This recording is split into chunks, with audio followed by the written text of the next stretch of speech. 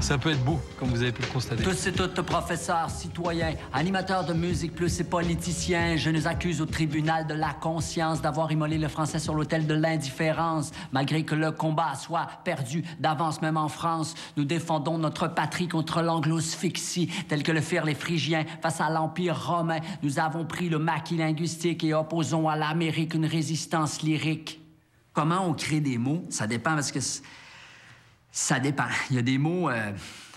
par exemple, notre premier album s'appelle Manifestif.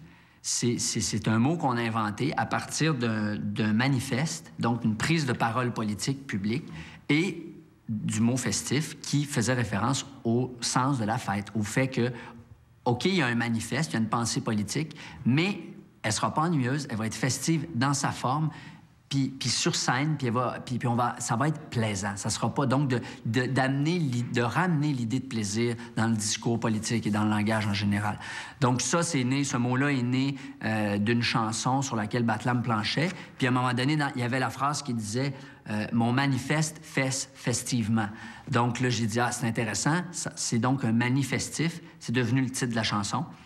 Puis après, Shafik a dit, ça va être le titre de l'album, puisque l'album au complet, c'est ça.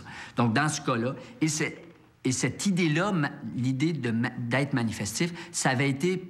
Bon, nous, on s'était nourris de ça avec un groupe qui s'appelle Les Colocs. En France, il y en a beaucoup. Des groupes comme Zebda, ils sont manifestifs, eux autres. Donc, on n'a pas inventé l'idée. On a juste mis un mot sur cette idée-là. Et après, ça a été repris par les journalistes qui titraient une soirée manifestive ou un disque manifestif.